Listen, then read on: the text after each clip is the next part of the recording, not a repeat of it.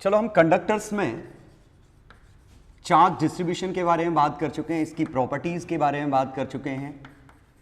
Properties, distribution, ये हम बात कर चुके हैं। लास्ट बहुत ही important concept, energy, electrostatic energy के बारे में अब हम बात करने वाले हैं कि आखिरकार ये इलेक्ट्रोस्टैटिक एनर्जी किस फॉर्म में स्टोर होती है और कहां स्टोर होती है। ठीक है, तो मैं इसके लिए बहुत ही सिंपल सा एक सेटअप यूज कर रहा हूं। ये समझिए कि दो प्लेट हैं काफी बड़ी, ये इस पे Q चार्ज है, इस पे माइनस Q चार्ज है। लार्ज प्लेट्स हैं, काफी छोटे डिस्टेंस पे सेपरेटेड हैं। अब अगर हम इस पॉइंट पे इलेक्ट्रिक फील्ड निकालते इन दोनों की वजह से तो जीरो आता, क्योंकि इस Q का इधर माइनस Q का इधर डिस्टेंस पे डिपेंड नहीं करेगा, कट जाएगा। यहां भी इलेक्ट्रिक फील्ड जीरो आएगा, तो इलेक्ट्रिक फील्ड सिर्फ इस रीजन में एग्जिस्ट करेगा। ठीक है, और हम जानते हैं वो इलेक्ट्रिक फील्ड कितना होगा यहां पे, Q by actually sigma by epsilon, इसी को Q बाय एप्सिलॉन नॉट ए।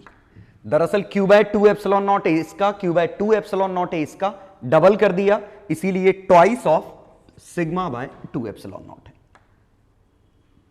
ठीक, हम इलेक्ट्रिक फील्ड इस केस में जानते हैं कितना होगा, पोटेंशियल डिफरेंस, इन दोनों का potential difference electric field into distance से निकाल सकते हैं, इनके बीच का डिस्टेंस, तो Q by epsilon naught A into D. Electric field constant है, पोटेंशियल डिफरेंस ये है, यहां तक कोई दिक्कत नहीं होनी चाहिए। लेकिन हमें एनर्जी के बारे में हम बात करते हैं कि एनर्जी आखिरकार इस दौरान या इस सिस्टम की एनर्जी कितनी रही होगी। तो ये एनर्जी सोचने के लिए हम क्या करते हैं, ध्यान दीजिएगा, अगर ये दो प्लेट कंबाइन होती, अगर ये दो प्लेट एक सिंगल प्लेट होती, मतलब अगर मैं चिपका दूं तो ये न्यूट्रल बन जाएगी। इन दोनों प्लेट को चिपका के एक प्लेट बना दूं तो it will be a neutral plate. और अब मैं क्या कर रहा हूं, और न्यूट्रल से हम ये कह सकते हैं electric field is zero everywhere, क्योंकि नेट चार्ज जीरो है, कहीं इलेक्ट्रिक फील्ड है ही नहीं, तो there is no electrical interaction, that means energy of this system is zero, क्योंकि न्यूट्रल। अब हम क्या करते हैं, इन दोनों प्लेट को प्लस और माइनस को दूर करते हैं, इनको पकड़ के खींचो, तो ये प्लस और माइनस जो ओवरलैप थे, जब हम इनको खींचेंगे तो ये प्लस इस माइनस को रोकेगा, माइनस इस प्लस को अट्रैक्ट करेगा, तो जब हम इसको पुल करेंगे तो हमें इनके अट्रैक्शन के अगेंस्ट वर्क करना पड़ेगा। क्लियर? तो एक प्लस माइनस प्लेट ऐसी चिपकी है, हम इसको दूर ले जा रहे हैं, तो उनके अट्रैक्शन के अगेंस्ट हमें काम करना पड़ रहा है। तो हमने काम कितना किया होगा, तो हमने जो फोर्स F लगाया, ठीक है, एक किसी को फिक्स मानो और मान लो कि हम सिर्फ एक प्लेट को खींच रहे हैं, ये डिस्टेंस x है, तो फोर्स कितना आएगा, तो फोर्स जो हमें लगाना पड़ेगा वो इलेक्ट्रोस्टैटिक के बराबर होगा। और कितना, इसका चार्ज, इसका इलेक्ट्रिक फील्ड, इसका चार्ज कितना है Q मैग्नीट्यूड में, इसका इलेक्ट्रिक फील्ड कितना है, ये समझने की कोशिश करिए कि फोर्स कितना आएगा, चार्ज इसका, इलेक्ट्रिक फील्ड इसका, और इसका इलेक्ट्रिक फील्ड में 1/2 आता। अब हम देखें तो वर्क कितना करना पड़ा होगा, तो F डॉट dx का इंटीग्रेशन, यही वर्क है। अच्छी बात है, फोर्स कांस्टेंट है, तो Q square by 2 epsilon naught A into, अगर सेपरेशन इसका D हो गया तो ये हमें वर्क करना पड़ा। अब ये जो हमने वर्क किया है इसका, ये वर्क कहां गया, ठीक है, अगर हम इसको स्लोली पुल कर रहे हैं तो काइनेटिक एनर्जी में तो जा नहीं सकता ये वर्क, तो एक ही जगह स्टोर हो सकता है ये वर्क, कहां पे, पोटेंशियल एनर्जी में। तो जो भी हमने वर्क किया है that is stored in potential energy of system. ठीक है, और वो एनर्जी कहां स्टोर हो सकती है, और एक ही पॉसिबिलिटी समझ में आ रही है कि वो एनर्जी इलेक्ट्रिक फील्ड या इस रीजन में स्टोर हो सकती है। यहां तो इलेक्ट्रिक फील्ड ही नहीं है, यहां तो इलेक्ट्रिक फील्ड ही नहीं है, सिर्फ इलेक्ट्रिक फील्ड यहां मौजूद है, तो वो एनर्जी इस हिस्से में स्टोर हो गई है, और वो एनर्जी का फॉर्मूला आएगा ये, यही एनर्जी स्टोर्ड है। लेकिन हम इसी फॉर्मूले को थोड़ा सा रीडिफाइन करते हैं। एनर्जी आई हमारी Q square by 2 epsilon naught A into D. अगर मैं एनर्जी पर वॉल्यूम निकालूं,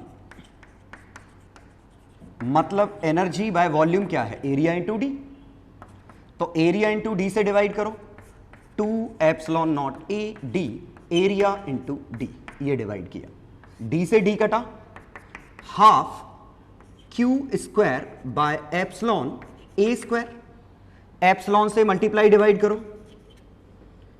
तो Q by epsilon naught A whole square, और ये Q by epsilon naught A क्या है, इलेक्ट्रिक फील्ड, तो ये हम लिख सकते हैं हाफ एप्सिलॉन इलेक्ट्रिक फील्ड का square. This is energy stored पर मीटर क्यूब, इसी को हम एनर्जी डेंसिटी भी कहते हैं। यही हमारी एनर्जी डेंसिटी है। फिर रिपीट कर रहा हूं, पूरे दौरान क्या हुआ कि हमने ये सोचा कि जब ये चिपके हुए थे तो चार्ज कहीं था ही नहीं, इलेक्ट्रिक फील्ड कहीं नहीं था, एनर्जी कहीं नहीं थी। हमने इनको दूर ले जाने की कोशिश की तो यहां इस रीजन में इलेक्ट्रिक फील्ड आना चालू हो गया, तो हमने जो वर्क किया वही इसके अंदर स्टोर होगा, अपने आप थोड़ी ना एनर्जी आ जाएगी। हम जो मेहनत कर रहे हैं वो इलेक्ट्रिक फील्ड के फॉर्म में दिखाई दे रहा है। तो हमने फोर्स कितना लगाया, इसका चार्ज, इसका इलेक्ट्रिक फील्ड, ये आया, इनटू डिस्प्लेसमेंट वर्क किया, ये आया। लेकिन हमें वर्क और इलेक्ट्रिक फील्ड में रिलेशन चाहिए था, दैट्स वाई हमने जानबूझ के इस फॉर्म में लिखा है, क्योंकि यहां रिलेशन एनर्जी और चार्ज में आया, लेकिन हम चाह रहे थे एनर्जी और इलेक्ट्रिक फील्ड में रिलेशन आए, इसीलिए हमने इसको जबरदस्ती इस फॉर्म का बना दिया। एनर्जी पर यूनिट वॉल्यूम लिखा, एरिया डी से डिवाइड किया, और ये half epsilon naught E square, इसका मतलब energy per unit volume is a function of electric field alone. ये तो मीडियम की प्रॉपर्टी, ये इलेक्ट्रिक फील्ड की प्रॉपर्टी है, ठीक है। और ऐसा करके अब ये हम एक फॉर्मूले की तरह इस चीज को याद रखेंगे कि एनर्जी पर यूनिट वॉल्यूम अगर आपको चाहिए है तो आपको उस पॉइंट पे इलेक्ट्रिक फील्ड चाहिए पड़ेगा। इलेक्ट्रिक फील्ड कांस्टेंट है तो एनर्जी डेंसिटी कांस्टेंट है, इलेक्ट्रिक फील्ड वेरिएबल है, एनर्जी डेंसिटी वेरिएबल है, ठीक है। तो इसको नोट कर लो, प्रूफ को चाहो तो।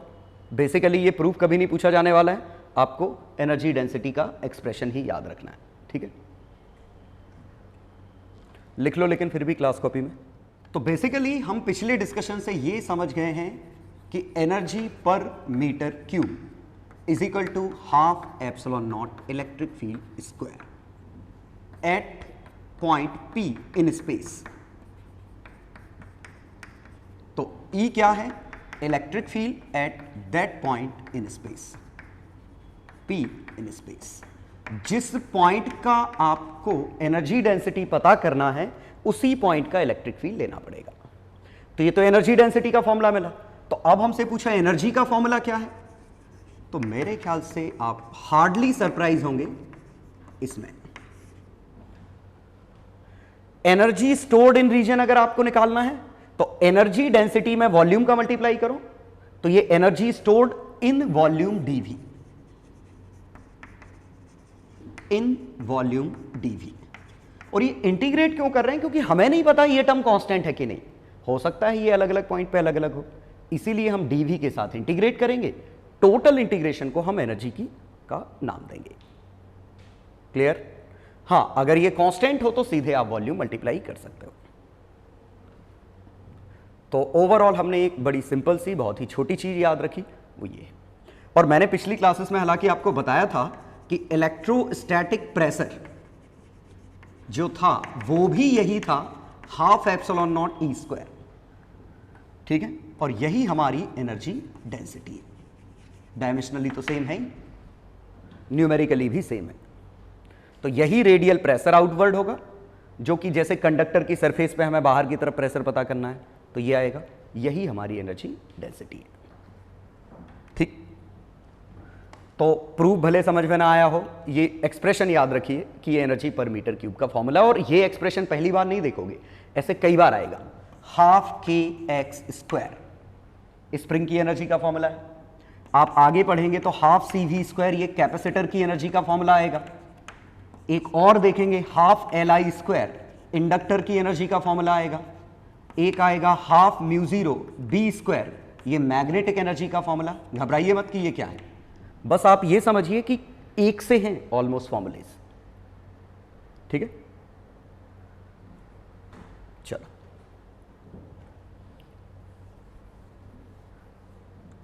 अब हम आगे बढ़ते हैं, इसके क्वेश्चंस देखेंगे कि हम एनर्जी के कैलकुलेशन कैसे करेंगे, एनर्जी के कैलकुलेशंस करेंगे और एक आध रिजल्ट और डिराइव करेंगे किसी चीज़ का। चलो अब एग्जाम्पल देखते हैं। तो एग्जाम्पल 1, इस पे चार्ज Q, इस पे चार्ज 2Q, इस पे चार्ज -Q, 3Q कर देता, कितना ले लूँ, इसका 3Q और इसका लेट इट बी -Q। ये डिस्टेंस D, ये डिस्टेंस 2D, ये प्लेट A B C। अब इसमें पूछा होता find electric field, electric field between A and B and B and C। ये फाइंड पोटेंशियल डिफरेंस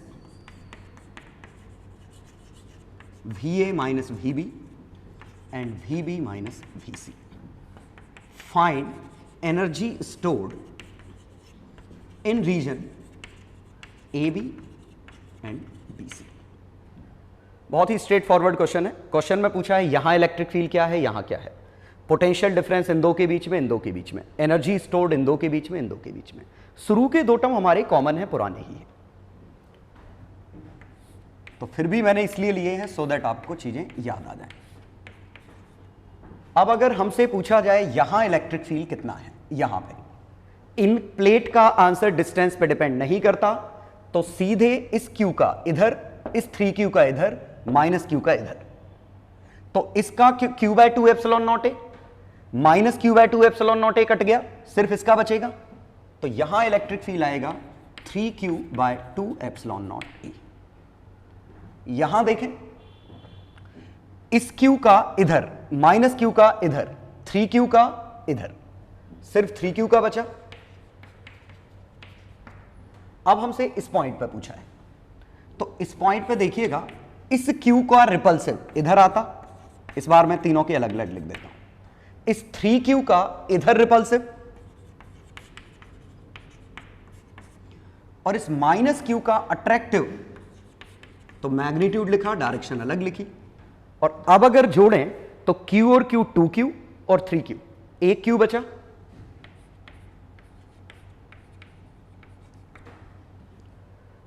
सिमिलरली इस पॉइंट पे देखें तो इस Q का रिपल्सिव, 3Q का रिपल्सिव, -Q का अट्रैक्टिव, सभी जुड़ जाएंगे, सभी का डिनोमिनेटर 2 एप्सिलॉन नॉट ए है, इनको जोड़ो, Q 3Q Q 5Q/2 epsilon naught ए। हार्डली सरप्राइज होंगे आंसर से, और ये कांस्टेंट है हर जगह।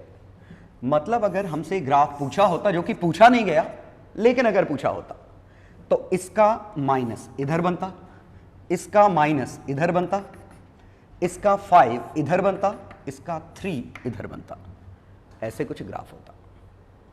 मैं राइटवर्ड डायरेक्शन को पॉजिटिव मान रहा हूं।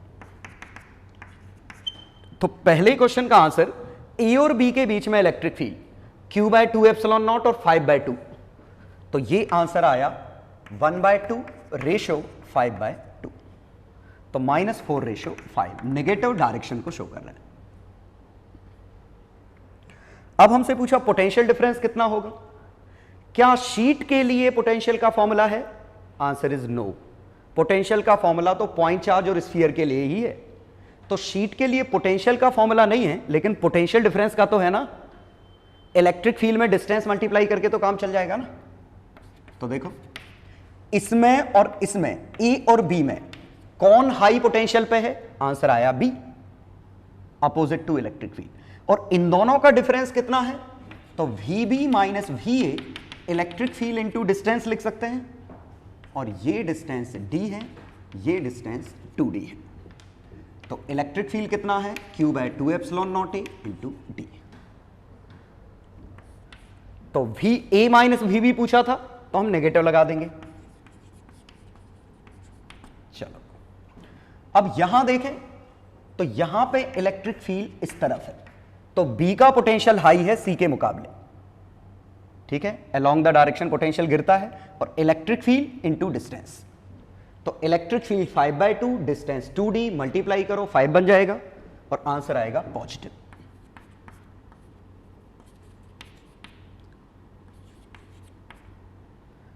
ठीक, ये पोटेंशियल डिफरेंस आया। वंस अगेन पूछा नहीं पोटेंशियल डिफरेंस का ग्राफ, लेकिन हम पोटेंशियल का ग्राफ बना सकते हैं। मैं इसको दूसरे कलर से बनाता हूं, लेकिन चूंकि एब्सोल्यूट पोटेंशियल डिफाइंड नहीं है, तो आप ग्राफ तभी बना पाओगे जब आपको पता होगा कि किस पॉइंट का पोटेंशियल कितना है। वो क्वेश्चन में पक्का गिवन होगा।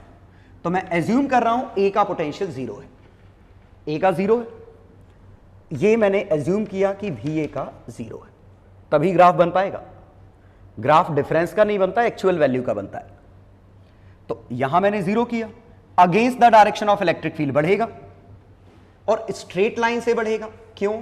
क्योंकि dv/dr e होता है, e कांस्टेंट है तो स्लोप कांस्टेंट हो, स्ट्रेट लाइन। इसके बाद घटेगा, इसके बाद भी घटेगा लेकिन कम रेट से, और इसके बाद भी घटेगा लेकिन ज्यादा रेट से। कोशिश करो समझने की। इस पे मैंने पोटेंशियल बनाया, अगेंस्ट द डायरेक्शन गए बढ़ गया, अलोंग द डायरेक्शन गए घट गया, यहां पहुंचे। इधर भी तो अलोंग द डायरेक्शन जाने पे घटेगा ही, तो घटेगा, लेकिन यहां इलेक्ट्रिक फील्ड 5/2 था, यहां इलेक्ट्रिक फील्ड 3/2 है, तो यहां ज्यादा रेट से घट रहा था, यहां कम रेट से घटेगा। और यहां पे देखिए ये 3/2 है, ये 1/2 है। यहां से ऐसे जाइए, घट रहा था 1/2 रेट से, अब घट रहा है 3/2 रेट से। तो ये पिंक कलर का पोटेंशियल का ग्राफ है, येलो कलर का इलेक्ट्रिक फील्ड का ग्राफ है। एज्यूम किया है मैंने कि पोटेंशियल एट ए इज 0, ठीक है। तो ये छाप लेना अपने इसमें नोट्स में, क्योंकि अब मैं मिटाने वाला हूं इनको। ये दोनों बिल्कुल पुराने क्वेश्चन है, ठीक है, तो इनको छाप लो अपने नोट्स में। अब हम थर्ड पार्ट पे आते हैं। चलो, अब थर्ड पार्ट में क्या पूछा था, तो हमें ग्राफ से तो कोई मतलब नहीं है। थर्ड पार्ट में पूछा था एनर्जी स्टोर्ड, तो इस रीजन में एनर्जी स्टोर्ड क्या है, तो हाफ एप्सिलॉन नॉट ई स्क्वायर इंटू वॉल्यूम। इंटीग्रेशन की जरूरत नहीं है क्योंकि इलेक्ट्रिक फील्ड कांस्टेंट है, एनर्जी डेंसिटी कांस्टेंट है। तो यहां एनर्जी कितनी स्टोर्ड है, half epsilon electric field Q/2 epsilon naught A whole square. इस रीजन का वॉल्यूम एरिया इंटू डी, हर प्लेट का एरिया मैंने ए माना। यहां एनर्जी कितनी है, तो फिर से हम बिना इंटीग्रेशन किए लगा सकते हैं। तो half epsilon electric field 5/2 epsilon naught A whole square, volume area into 2d। तो ये दोनों जगह इलेक्ट्रिकल एनर्जी कितनी स्टोर है, हमें ये मिल गई। तो अब हम ये समझिएगा कि शीट्स के लिए चार्जेस अगर गिवन है, डिस्टेंसेस गिवन है, तो हम इलेक्ट्रिक फील्ड तो बता ही सकते हैं, पोटेंशियल डिफरेंस भी बता सकते हैं, और तीसरी चीज हम ये एनर्जी भी बता सकते हैं कि कहां कितनी स्टोर होगी। ठीक, मतलब एक बहुत इंपॉर्टेंट कंक्लूजन पे पहुंचने वाले हैं हम। We can store electrical energy in form of electric field. Where there is electric field, there will be stored energy. Obviously यहां पे भी एनर्जी स्टोर्ड है, यहां पे भी स्टोर्ड है, लेकिन ये वॉल्यूम इतना बड़ा था और इस रीजन में बड़े डिस्टेंस पे आप इलेक्ट्रिक फील्ड कांस्टेंट नहीं मान सकते, क्योंकि शीट असली में तो इन्फिनिटी है नहीं। तो हम इस हिस्से का शायद ही निकाल पाएंगे, इस हिस्से का नहीं निकाल पाएंगे। इनका निकाल पा रहे थे, इसलिए पूछा गया। ठीक है, तो ये एग्जांपल देखा हमने इलेक्ट्रिक फील्ड कांस्टेंट का। एग्जांपल 2, अब हम एग्जांपल देखते हैं जहां पे इलेक्ट्रिक फील्ड वेरिएबल होगा। इंटरेस्टिंग है, ये भी देखिएगा अच्छे से। ये Q 2Q, R 2R। अब हम इसके लिए बिल्कुल वैसे ही क्वेश्चंस की बात कर रहे हैं, A B ये। अब पूछा होता electric field at R between AB, A and B, at R beyond B, R inside A, यहां पे potential difference between A and B, V A minus V B. हालांकि इसके केस में हम एब्सोल्यूट पोटेंशियल भी निकाल सकते हैं। And third one, energy stored in 0 R R R R 2R 2R R infinity. तो ये तो हम पहले से जानते थे, ये बस मैं रिपीट कर रहा हूं इसको। तो इलेक्ट्रिक फील्ड यहां 0 होगा, यहां electric field k q by are square होगा, यहां बाहर electric field k 3q by are square होगा। ठीक,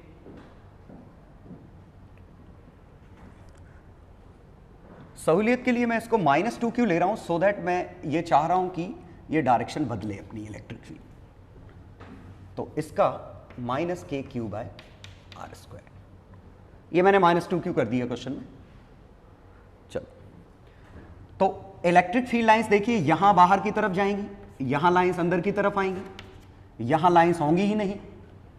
तो ये तो हम तीनों जगह इलेक्ट्रिक फील्ड लिख पाए, तो कहीं भी किसी भी पॉइंट पे हम इलेक्ट्रिक फील्ड निकाल देंगे, पहला खत्म होगा। Potential difference between A and B, तो ये निकालने का हमारे पास तरीका है।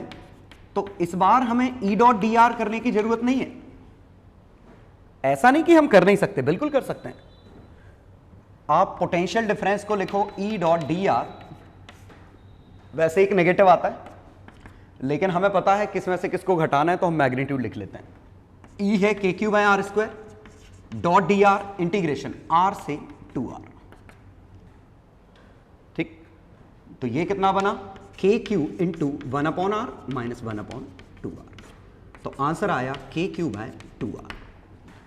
अब हमें ये देखना था किस में से किसको घटाया, तो अंडरस्टूड है ए बड़ा होगा बी छोटा होगा, तो हमने इंटीग्रेशन में मैग्नीट्यूड लिखा। हम ऐसे कर सकते थे, लेकिन चूंकि ये शेल्स हैं, हम एब्सोल्यूट पोटेंशियल लिख सकते थे। तो वी ए, इस पे चार्ज Q, इस पे चार्ज -2Q, खुद की वजह से के क्यू बाय आर, उस -2Q की वजह से बाय 2r। वी बी, इसकी वजह से के क्यू बाय 2r, खुद की वजह से तो वही आएगा जो पहले आया था। और अब V A minus V B करो, आ गया के क्यू बाय 2r। तो ये बहुत आसान केस था, हम यहां इलेक्ट्रिक फील्ड पोटेंशियल सब कुछ ही निकाल पा रहे थे। बात उठी ग्राफ कैसा होगा, तो ग्राफ के लिए भी आपको कुछ करने की जरूरत नहीं। इलेक्ट्रिक फील्ड यहां से यहां तक 0, फिर इसके बाद इसका, फिर इसके बाद इसका, k Q by are square minus k Q by are square. Potential की बात करें तो पोटेंशियल यहां से यहां तक कांस्टेंट होगा, और गलती मत कर देना कि इलेक्ट्रिक फील्ड 0 है तो पोटेंशियल 0 है। इलेक्ट्रिक फील्ड 0 मतलब पोटेंशियल कांस्टेंट। अब उस कांस्टेंट की वैल्यू क्या है, तो पोटेंशियल एट सेंटर निकालें, तो Q की वजह से के क्यू बाय आर, के -2Q बाय 2r, इत्तेफाक से ये चीज 0 है। कोइंसिडेंस है कि ये 0 निकला। ऐसा होगा नहीं कि इलेक्ट्रिक फील्ड 0 है तो पोटेंशियल 0 होगा। सोचो अगर इसकी वैल्यू -3Q होती 2Q की जगह, तो यहां -3 आता, ये -1/2 बनता। तो ग्रांटेड लेके ना चलें कि इलेक्ट्रिक फील्ड 0 है तो पोटेंशियल 0 होगा। बस हमें यह पता था यहां पोटेंशियल कांस्टेंट है। ठीक है, तो पोटेंशियल का एक्सप्रेशन कांस्टेंट आएगा r इससे, और r 2r से ये वेरिएबल होगा, ग्रेटर देन 2r पे भी वेरिएबल होगा। तो पोटेंशियल यहां भी 0 बना। इसके बाद यहां से यहां तक पोटेंशियल का एक्सप्रेशन कितना बनेगा, के Q by are minus k Q by are, ये बनेगा। ठीक, तो ये बनेगा कुछ ऐसा पोटेंशियल का, किसी हाइट तक जाएगा जो भी है। Finally are greater than 2r पे, तो के क्यू बाय आर माइनस के 2Q बाय 2r, तो minus k Q by are बनेगा, और ये कुछ ऐसा बनेगा। तो ये पिंक कलर का पोटेंशियल का ग्राफ है, ये आप पहले से भी बना लेते हैं, तो बस मैंने रिवाइज करवाया। अब बात सिर्फ तीसरे पॉइंट की हुई, क्योंकि ये सब हम पहले से भी निकाल लेते थे। एनर्जी स्टोर्ड इन रीजन, तो एनर्जी स्टोर करने के लिए हमें यह देखना पड़ेगा इलेक्ट्रिक फील्ड कहां पे है। तो जरा समझिए, यहां इलेक्ट्रिक फील्ड 0, यहां इलेक्ट्रिक फील्ड लाइंस बाहर की तरफ, यहां इलेक्ट्रिक फील्ड लाइंस अंदर की तरफ, ये। तो एक एनर्जी यहां स्टोर्ड है, एक यहां स्टोर्ड है, लेकिन बीच में नहीं है। तो एनर्जी स्टोर्ड इन 0 इज 0। क्यों? क्योंकि एनर्जी डेंसिटी ही 0 है। आप इंटीग्रेशन करोगे भी तो 0 आएगा।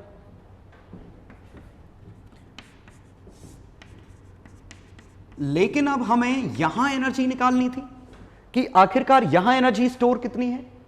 तो क्या हम डायरेक्ट वॉल्यूम का मल्टीप्लाई कर सकते हैं कि इसके वॉल्यूम में से छोटा वॉल्यूम घटा दें? मान लो जो ही आप करते भी आपको यह डाउट होता है, ये तो ठीक है, यहां ई की वैल्यू क्या रखें, यहां वाली, यहां वाली, यहां वाली, वहीं समझ में आ जाता कुछ गलत है। तो since electric field is variable, और मैं कह चुका हूं यहां समस्या ही समाधान है। प्रॉब्लम क्या थी? इलेक्ट्रिक फील्ड आर के साथ बदल रही थी, यही थी। तो हम क्या करें, इस आर पे इतना पतला वॉल्यूम ले लें, ये इस छोटे से वॉल्यूम के लिए तो इलेक्ट्रिक फील्ड कांस्टेंट मान सकते हैं। तो जो हाफ एप्सिलॉन नॉट ई स्क्वायर डी वी लिखेंगे आर से 2r, इसमें इलेक्ट्रिक फील्ड का formula K Q by R का whole square by are square का होल स्क्वायर, ये इलेक्ट्रिक फील्ड। और इस पार्ट का volume simply 4 pi are square D R, shell का वॉल्यूम। और कहां से कहां तक? आर से 2r तक जाना है। अब हम इसको इंटीग्रेट कर लें। तो इंटीग्रेशन में ऊपर कर दे रहा हूं, हाफ एप्सिलॉन नॉट क्यू को ये Q square by 4 pi epsilon naught are square whole square 4 pi are square D R. 4 pi epsilon naught एक कट गया, एक आर स्क्वायर से एक आर स्क्वायर कट गया यहां, तो ये बना हाफ क्यू स्क्वायर, एक 4 पाई एप्सिलॉन नॉट नीचे और 1 upon R square D R, integration R से 2r।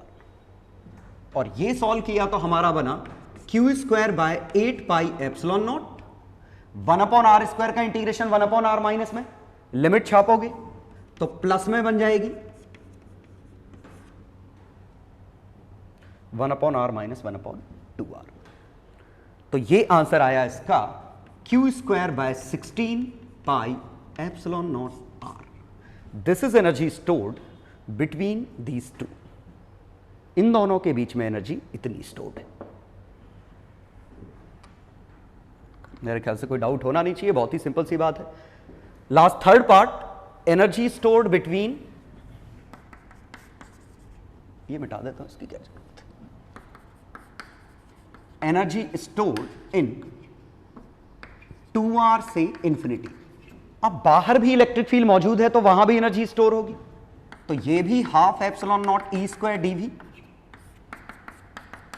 अब बाहर अगर हम ये शेल बनाते, ये पतली सी शेल, तो इसका सेंटर से डिस्टेंस आता r, और इलेक्ट्रिक फील्ड बाहर कितना होगा, इसका q, इसका -2q, यहां r पे k minus q by are square, तो half epsilon minus q by 4 pi epsilon naught are square whole square.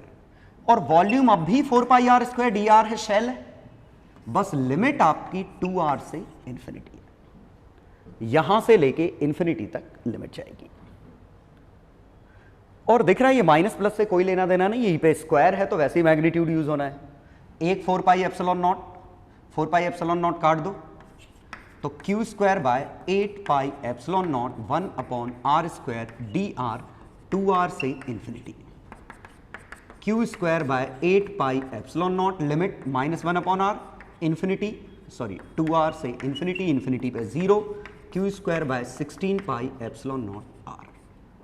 इत्तेफाक है कि दोनों वैल्यूज बराबर आई, ऐसा कोई रूल नहीं है कि दोनों बराबर आएंगी। इंटीग्रेशन का एक्सप्रेशन एक सा बन रहा है, लेकिन लिमिट r से 2r और यहां 2r से इंफिनिटी, लिमिट इस तरह थी कि आंसर सेम आया। और ऊपर से ये चार्ज भी सेम आ गया था, क्योंकि अंदर के कैलकुलेशन में भी के क्यू बाय आर स्क्वायर है, बाहर भी के क्यू बाय आर स्क्वायर ही है, क्यू और -2q। तो ऐसा कोई रूल नहीं कि जितनी एनर्जी यहां स्टोर है उतनी बाहर है, आपको निकालना है। और इंटीग्रेशन बढ़िया तरीका है, कांस्टेंट है तो ठीक है, वेरिएबल है तो इंटीग्रेट कर दो, ठीक है। तो मैं कुछ क्वेश्चन दे रहा हूं, आपको ट्राई करने हैं वो। ये 3 छोटे छोटे क्वेश्चन हैं, 2 प्लेट्स हैं, अंडरस्टूड है लार्ज प्लेट है as compare to separation D, area A, charge q - q। Electric field दोनों के बीच में कितना होगा, पोटेंशियल डिफरेंस कितना होगा दोनों के बीच में, तो बिटवीन प्लेट्स यहां लिखा है, बिटवीन प्लेट्स यहां है, बिटवीन प्लेट्स यहां है। एनर्जी कितनी स्टोर होगी, एनर्जी डेंसिटी।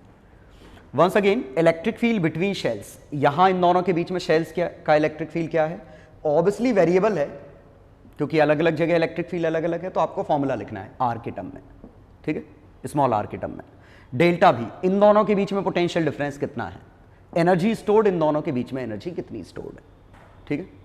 अगले में भी यही पूछी है, इलेक्ट्रिक फील्ड का एक्सप्रेशन, पोटेंशियल डिफरेंस, पोटेंशियल नहीं पूछा मैंने, पोटेंशियल डिफरेंस इनके बीच का, एनर्जी स्टोर्ड इस हिस्से में क्या होगी, ठीक है।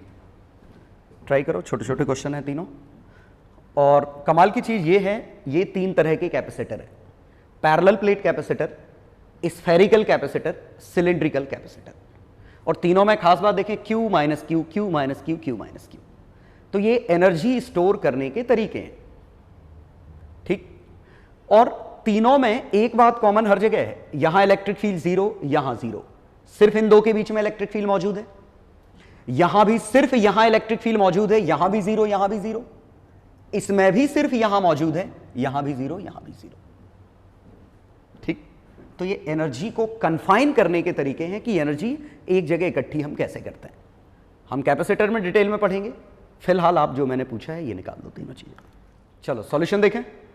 इलेक्ट्रिक फील्ड बिटवीन प्लेट्स, तो इन दोनों के बीच की इलेक्ट्रिक फील्ड दोनों की जुड़ जाएगी, तो ट्वाइस ऑफ Q/2 ε0 E। हाँ ध्यान दीजिए, फोर्स बिटवीन प्लेट्स पूछा होता, जो कि पूछा नहीं है, अगर पूछा होता तो ये आता Q into electric field due to -Q, और ये Q into Q/2 ε0 E attractive. सोचो इसने इस पे कितना फोर्स लगाया, अगर वो पूछा होता तो इलेक्ट्रिक फील्ड सिर्फ एक का लेते, इसका चार्ज इसका फील्ड, लेकिन यहां फोर्स नहीं पूछा है, पूछा है नेट इलेक्ट्रिक फील्ड यहां कितनी है, तो दोनों की आएगी, ठीक है। चलो, तो यहां इलेक्ट्रिक फील्ड 0, यहां इलेक्ट्रिक फील्ड 0, सिर्फ यहां स्टोर्ड है, और वो भी कितनी, Q/ε0 E, ठीक। पोटेंशियल डिफरेंस इन दोनों के बीच में, तो इलेक्ट्रिक फील्ड इंटू डी, तो Q/ε0 E into D. Understood है, ये ज्यादा पोटेंशियल है, ये कम पोटेंशियल है। एनर्जी स्टोर्ड, तो हाफ ε0 इलेक्ट्रिक फील्ड का square into volume area into D. Energy density, ये तो सीधे ये। हाँ, मैंने आपसे एक और बात की थी ये प्रेशर के बारे में, कि यही चीज प्रेशर है, तो जैसे अगर प्रेशर ऑन प्लेट निकालना होता, वंस अगेन मैंने पूछा नहीं है, तो इस प्लेट पे प्रेशर कितना आता, तो इस पे फोर्स कितना आता बाय एरिया, और फोर्स हमने अभी निकाला, इसका चार्ज उसका इलेक्ट्रिक फील्ड अपॉन एरिया, ये बना Q/2 ε0 E²। और ये देखो, ये भी वही चीज लिखी है, तो एनर्जी डेंसिटी ही प्रेशर है, ठीक। चलो, फर्स्ट के आंसर हो गए। चलो second part, electric field between shells, obviously it is variable, तो किसी भी डिस्टेंस r पे निकालते इस Q का आंसर आता, तो KQ/r²।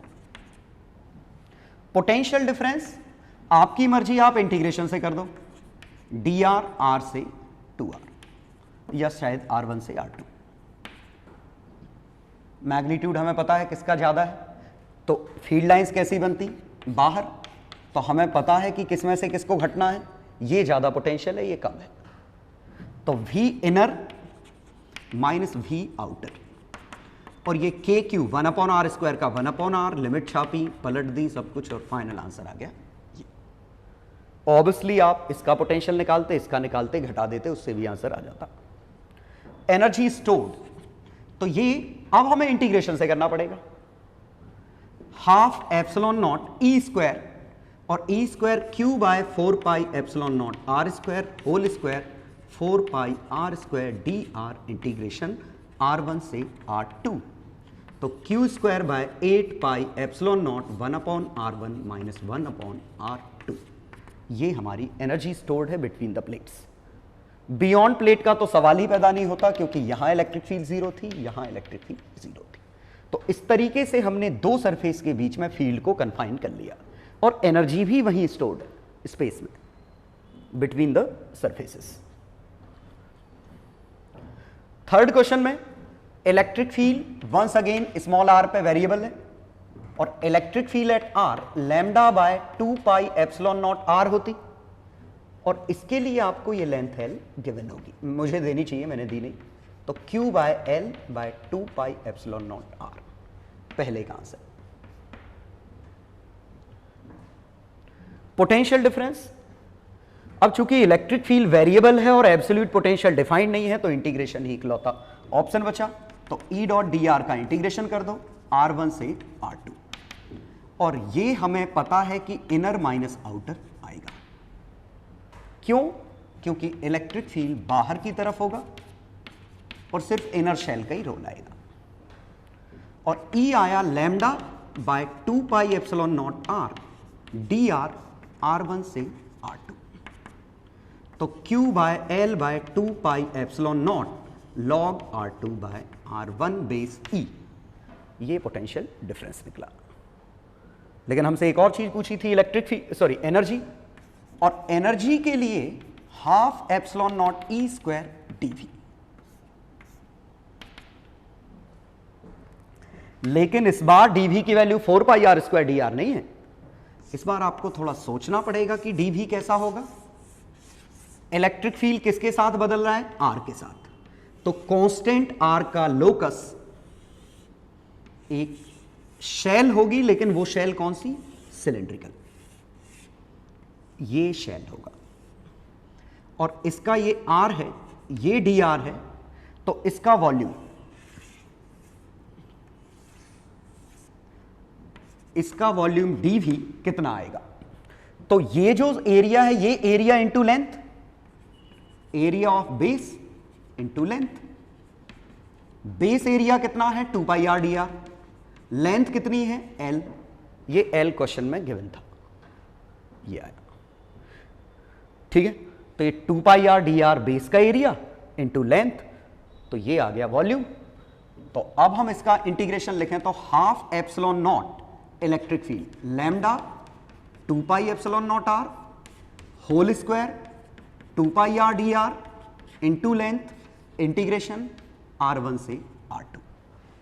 देखते हैं 2 pi epsilon r, 2 pi epsilon r, एक चीज तो कट गई, l स्क्वायर l, एक l नीचे बचा, तो ये बना q square by 2 pi epsilon naught l 1 upon r square और r, तो 1 अपॉन r dr R1 से R2 और ये इवेंचुअली आंसर आया q square by 2 pi epsilon naught l log R2 by R1। ये हमारी एनर्जी इन दोनों के बीच में स्टोर हुई है। रिजल्ट आपको तीनों में से एक भी याद नहीं रखने, किसी के भी, सिर्फ एक ही रिजल्ट याद रखना है, ये एनर्जी डेंसिटी है, dV मल्टीप्लाई करो, इंटीग्रेट करो, एनर्जी आ जाएगी, बाकी हम निकाल लेंगे। तो उम्मीद है 3 तरह के कैपेसिटर या 3 तरह के एनर्जी स्टोरेज के डिवाइस हैं जो कन्फाइन कर ले रहे हैं अपने बीच में इलेक्ट्रिक फील्ड को, दैट मीन्स इलेक्ट्रिकल एनर्जी को। तो अगर क्वेश्चन आए कि इलेक्ट्रिकल एनर्जी किस फॉर्म में स्टोर्ड है, simply in form of electric field. Where there is electric field there will be associated energy, और जहां इलेक्ट्रिक फील्ड मौजूद नहीं है वहां एनर्जी मौजूद नहीं है। जैसे इस रीजन में इलेक्ट्रिक फील्ड जीरो था तो हम कह सकते हैं एनर्जी जीरो है। बियॉन्ड भी चार्ज कट जाएगा, electric field zero, potential zero, sorry energy zero, potential नहीं। Electric field zero implies energy zero doesn't imply potential zero.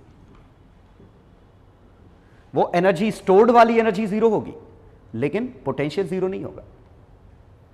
ठीक, अब हम इसकी यूटिलिटी समझ लेते हैं कि हमने ये एनर्जी निकाली क्यों है, तो किन क्वेश्चंस में जरूरत पड़ने वाली है। तो बड़ा ही आसान सा क्वेश्चन देखिएगा, ये Q 3Q R 2R, ठीक है। फाइंड एनर्जी रिलीज्ड, या ऐसे लिखते हैं, पहले आसान करता हूं, find charge distribution,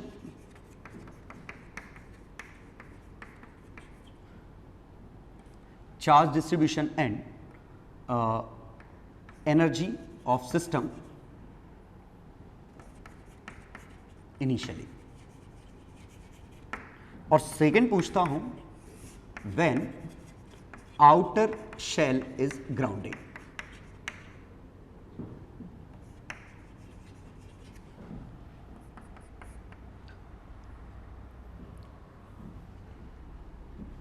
and hence find energy released on grounding।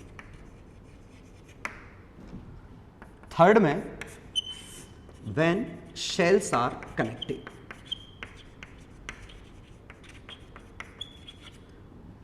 and hence find energy when shells are connected।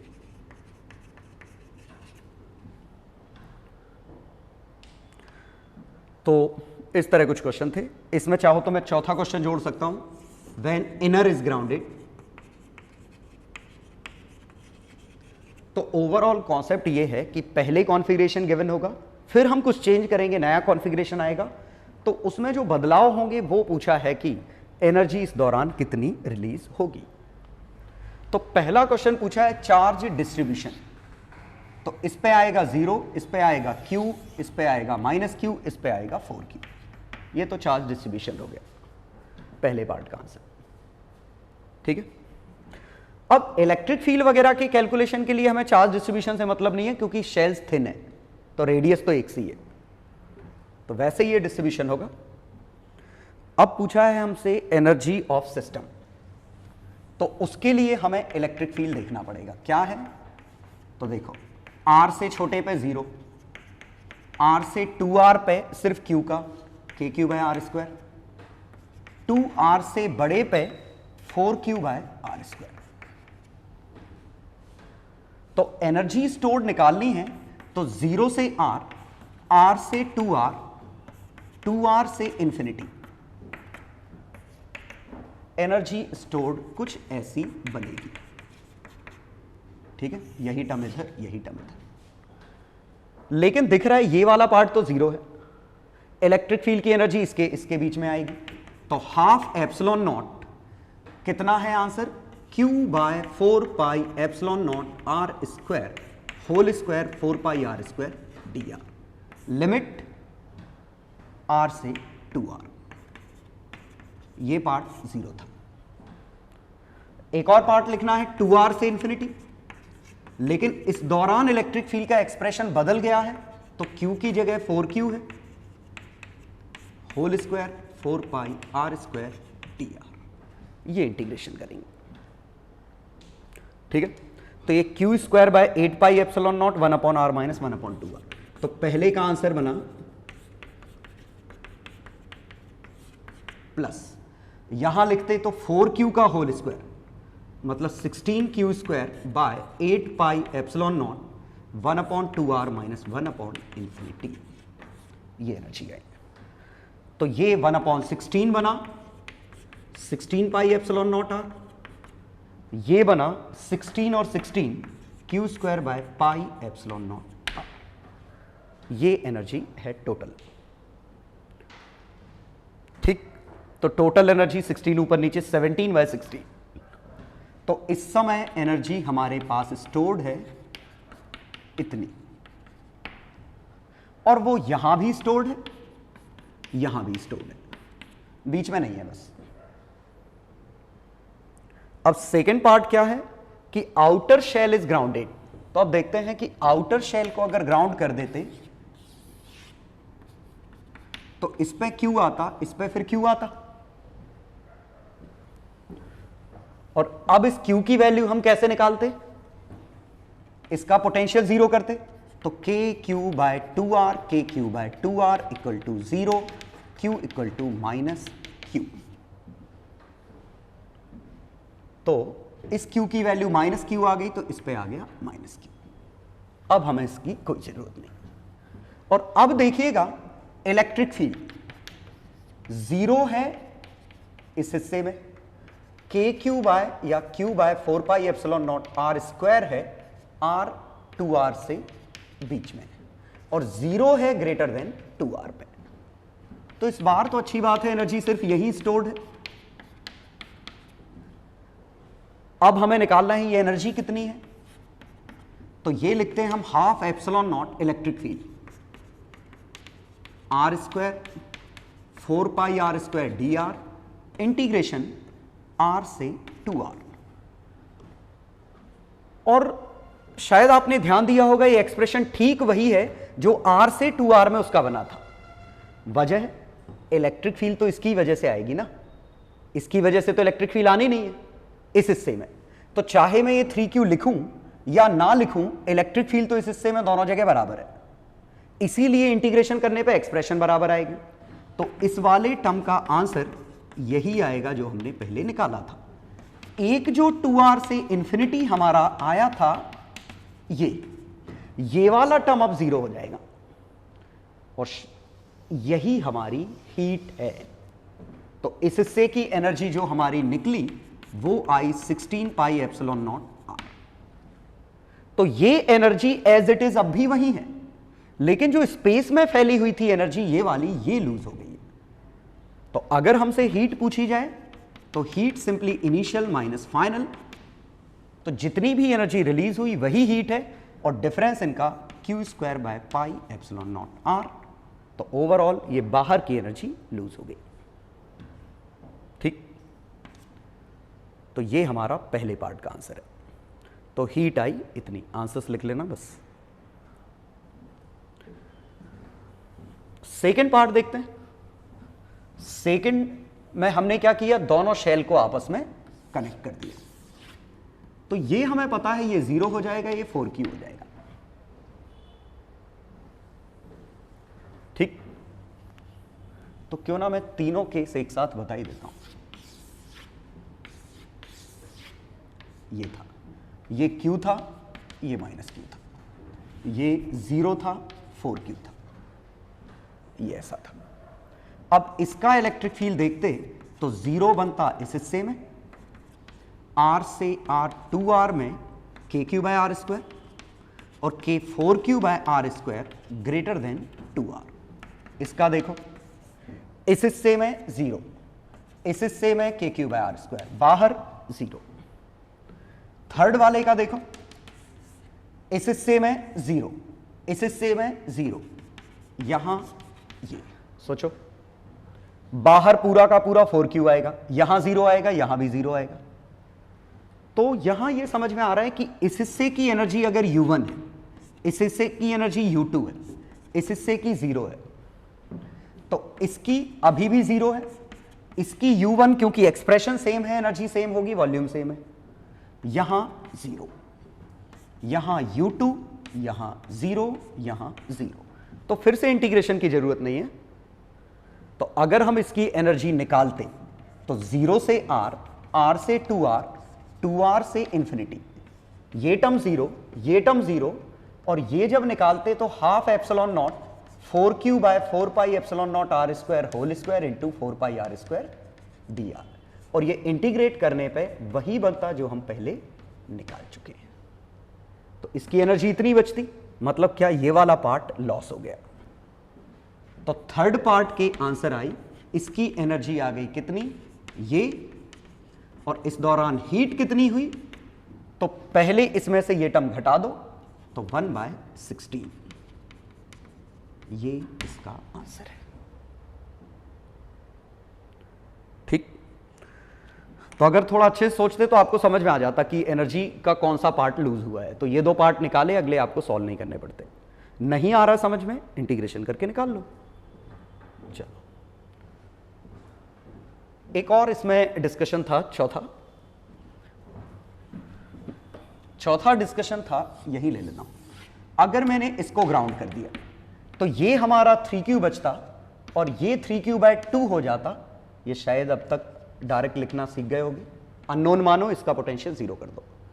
अब अगर आप लिखते तो यहां इलेक्ट्रिक फील्ड 0 होता, यहां इलेक्ट्रिक फील्ड k - 3q/2/r² और बाहर k 3q/2/r²।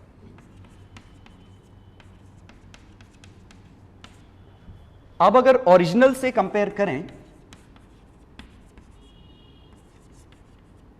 ओरिजिनल से कंपेयर करो, अब इसको 0 0 सेम है, kq/r², ये बदल गया, ये भी बदल गया, तो इस बार एनर्जी दोनों के बीच की भी बदली है, बियॉन्ड भी बदली है।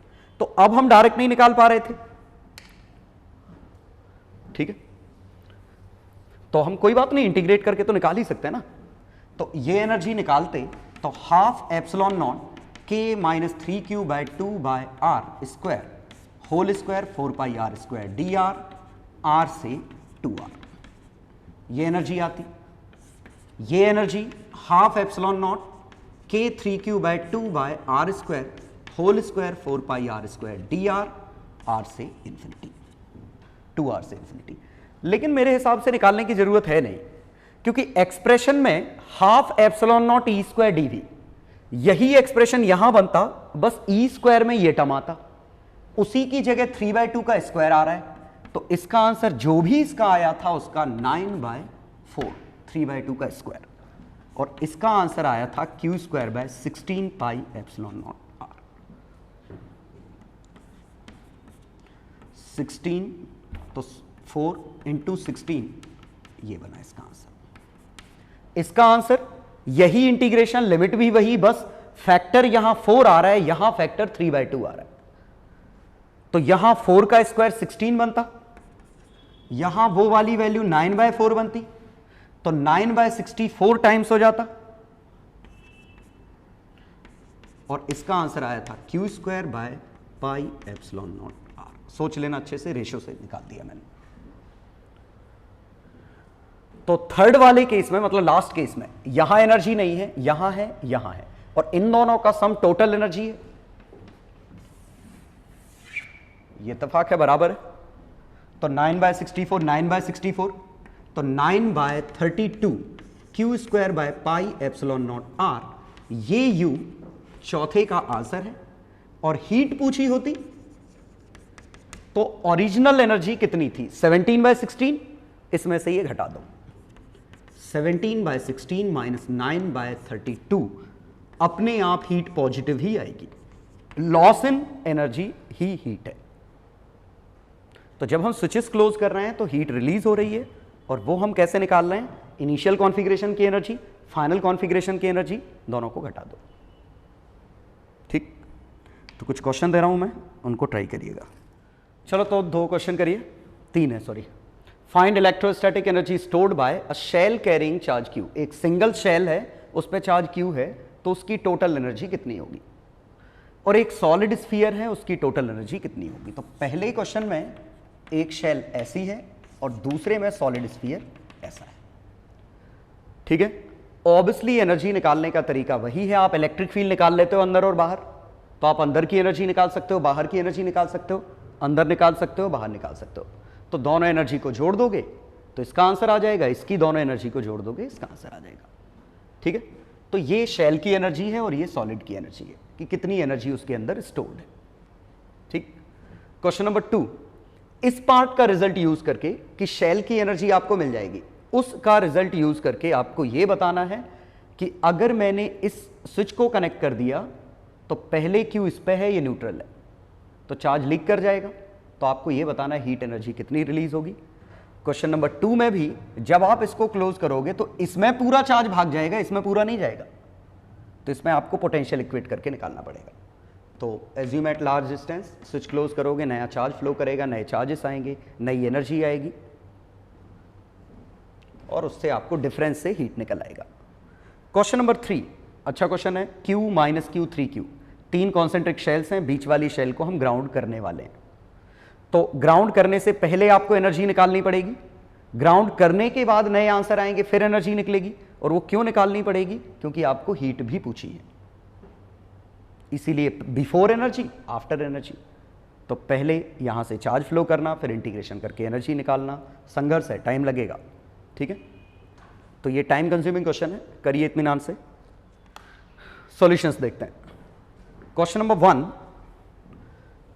शेल के अंदर कितनी एनर्जी है? तो अंदर तो सवाल ही पैदा नहीं होता, कोई एनर्जी है, इलेक्ट्रिक फील्ड 0 है, तो यहां एनर्जी 0 है। यहां इलेक्ट्रिक फील्ड मौजूद है, तो इसकी एनर्जी बाहर स्पेस में स्टोर्ड है, और इसका इलेक्ट्रिक फील्ड है KQ/r²। तो हाफ एप्सिलॉन नॉट K, तो Q/4 epsilon naught r² whole square, ये लिमिट r से इंफिनिटी, और दिख रहा है ये Q²/8 एप्सिलॉन नॉट r, ये आंसर। तो दरअसल this is electrostatic energy of shell, ये शेल की टोटल एनर्जी है। मतलब अगर आप शेल को चार्ज दे रहे हो तो उसके पास एक एनर्जी आएगी, प्लस चार्ज दोगे पॉजिटिव एनर्जी आएगी, नेगेटिव चार्ज दोगे तो भी पॉजिटिव एनर्जी आएगी, स्क्वायर लगा है। ठीक, तो ये शेल की खुद की एनर्जी। अब हमें निकालना था सॉलिड की एनर्जी। अब सॉलिड के लिए जब हम बात करते तो इस बार इलेक्ट्रिक फील्ड बाहर तो हमारा KQ/r² है, लेकिन अंदर इलेक्ट्रिक फील्ड KQ/r² r/r है। अंदर इलेक्ट्रिक फील्ड कुछ और है, तो 2 इंटीग्रेशन बनेंगे, एक 0 से r, एक r से इंफिनिटी। लेकिन शायद ही आप सरप्राइज होंगे इसमें कि r से इंफिनिटी का आंसर और ये आंसर सेम है। तो ये तो मैं सीधे छाप सकता हूं KQ/r², क्योंकि बाहर कितना है, सॉरी, Q²/8 एप्सिलॉन नॉट।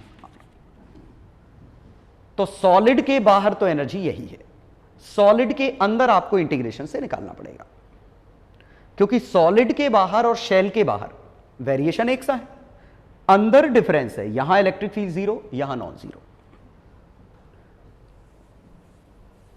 तो ये वाला पार्ट इंटीग्रेट करना पड़ेगा हमें। तो हाफ एप्सिलॉन नॉट इसका Q/4 epsilon naught r³ r whole square 4 r² dr, 0 से r। देखते हैं क्या बना, 4 एप्सिलॉन नॉट कट गया, Q²/8 एप्सिलॉन नॉट, r पे 6, r² r पे 4 dr, 0 से r पे 5/5, तो Q²/40 एप्सिलॉन नॉट r।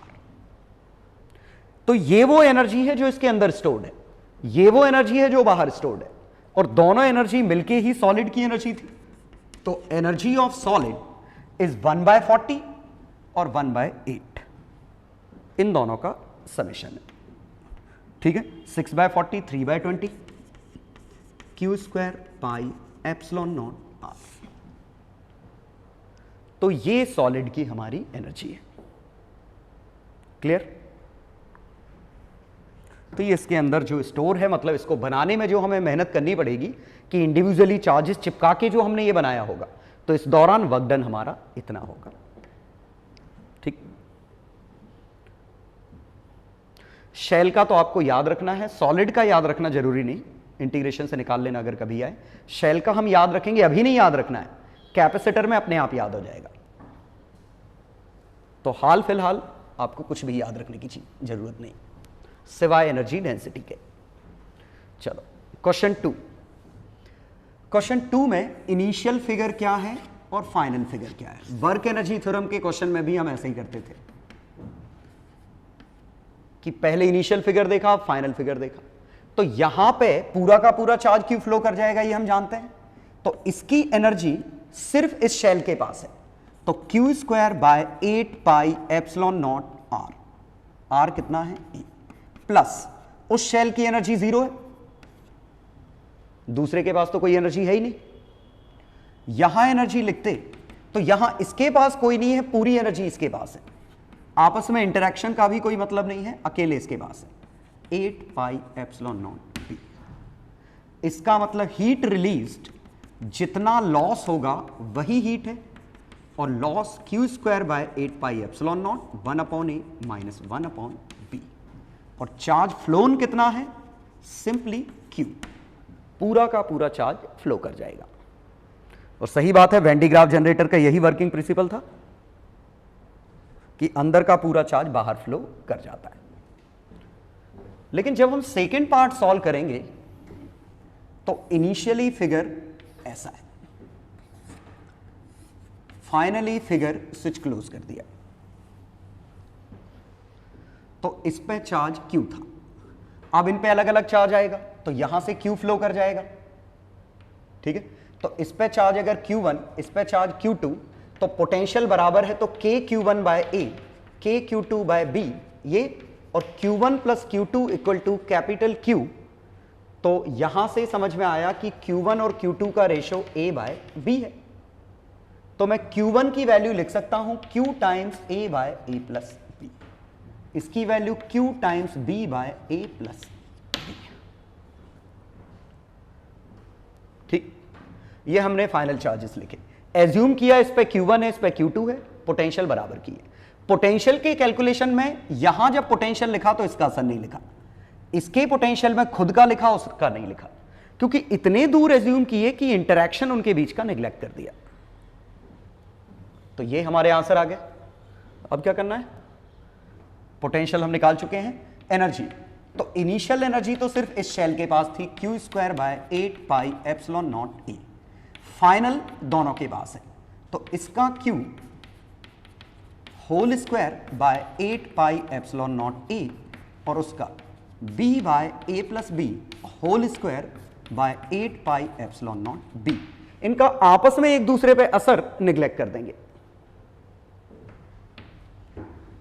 तो यहां पे हम लिखें तो कुछ तो कॉमन ले ही सकते हैं, Q by 8 pi epsilon naught A plus B का होल स्क्वायर कॉमन लिया, A प्लस B, ये आंसर आ गया। तो ये फाइनल एनर्जी है Q पे स्क्वायर। तो हीट कितनी आई? U initial minus U final, तो Q square by 8 pi epsilon naught automatically positive आएगी, ये कभी भी नेगेटिव नहीं आ सकती। ये हीट है, ठीक है। इनको जल्दी करने के तरीके हम कैपेसिटर में देखेंगे। फिलहाल इलेक्ट्रोस्टैटिक्स के हिसाब से हमने इनिशियल एनर्जी निकाली, फाइनल एनर्जी निकाली, कंपेयर कर दी। और अगला लास्ट क्वेश्चन करते हैं। तो इसमें पहले हमें निकालना है इस समय स्थिति क्या है। तो एनर्जी निकालें तो यहां इलेक्ट्रिक फील्ड 0 होगा, यहां electric field KQ by R square होगा, यहां वापस से इलेक्ट्रिक फील्ड 0 होगा, यहां electric field K3Q by R square होगा।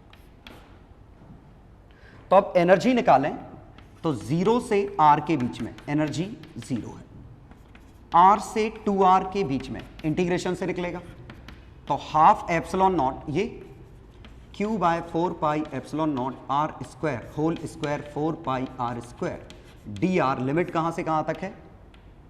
मैंने रेडियस नहीं दी, R से 2R देनी चाहिए। तो अपन जब मैं नहीं देता तो R से 2R 3R ये मान लेता हूं मैं। तो ये आंसर बना Q square by 8 pi epsilon not 1/R minus 1/2R। तो Q स्क्वायर बाय 16 वाला बना। 2R से 3R आंसर 0 है क्योंकि इलेक्ट्रिक फील्ड ही नहीं है।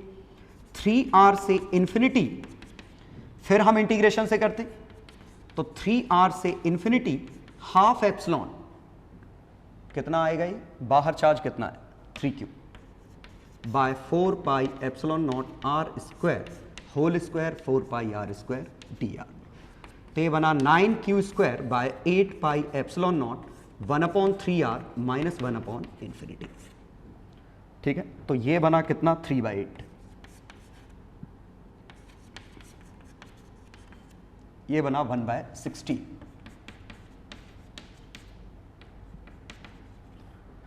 तो जोड़ दें तो 7/16। ये टोटल एनर्जी है इनिशियल सिस्टम की। ठीक है, होपफुली कैलकुलेशन सही होंगे।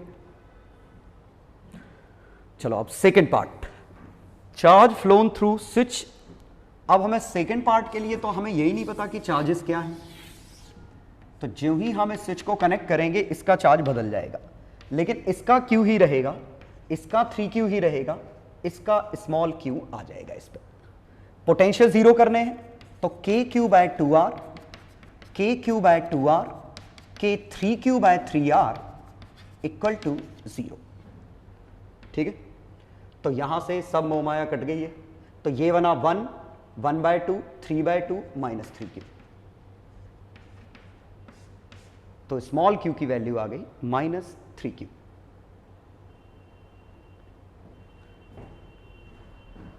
चलो, तो ये वापस अब छाप देते हैं माइनस 3Q। अब देखते हैं कि इलेक्ट्रिक फील्ड कहां कितना आएगा। तो देखें यहां अंदर इलेक्ट्रिक फील्ड पक्का 0 है, यहां KQ/R² है, यहां K -2Q/R², यहां पे KQ/R², इन दोनों का कट गया, इसका आया। तो ये इलेक्ट्रिक फील्ड का वेरिएशन है। अब हमें इंटीग्रेशन निकालना है एनर्जी के लिए, तो इंटीग्रेशन निकालते हैं हम। पहले मुझे चौक ढूंढनी पड़ेगी, मिल गई।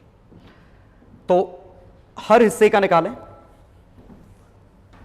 तो यहीं से 0 से R के बीच में इसकी एनर्जी 0 है, R से 2R के बीच में एनर्जी, जो एक्सप्रेशन इसका वही इसका, तो एनर्जी का आंसर भी सेम आएगा, Q²/8πε0, शायद 16 था। 2R से 3R के बीच में इसका आंसर 0 था, लेकिन इसका आंसर नॉन जीरो है, और अब हमें ये निकालना पड़ेगा। Half epsilon naught electric field 2Q/4πε0 R² whole square 4πr² dr। Integration तो 4Q²/8πε0 1/2R minus 1/3R, limit 2R से 3R, तो 6 to 12 Q²/12πε0R। 3R से इंफिनिटी, तो फिर आप इंटीग्रेशन करते 3R से इंफिनिटी आंसर निकालते, लेकिन 3R से इंफिनिटी इसका आंसर निकाला था जब ऊपर कितना था 3Q, लेकिन यहां ऊपर कितना है Q, तो इसका स्क्वायर बनता 9, इसका स्क्वायर बनता 1, तो 1/9 टाइम्स आंसर आएगा। तो इसका जो आंसर आया उसका 1/9 करो तो 24 बनेगा नीचे। ये तो टोटल एनर्जी हमारे पास अब कितनी हो गई, तो Q²/πε0R 1/16, 1/12, 1/24। LCM 48 ले लूं तो 3, 4, 2, 7/48 Q²/πε0R, और पहले कितनी थी 7/16, तो हीट आई 7/16 माइनस 7/48 Q²/πε0R। मेहनत ज़्यादा थी, लेकिन कॉन्सेप्ट बहुत ही सिंपल था। इनिशियल कॉन्फ़िगरेशन निकालो, फाइनल कॉन्फ़िगरेशन निकालो, इनिशियल एनर्जी निकालो, फाइनल निकालो, दोनों सब्ट्रैक्ट कर दो, खत्म हो गया क्वेश्चन। तो उम्मीद है समझ में आ गया होगा। कैलकुलेशन एक बार चेक कर लेना आपने।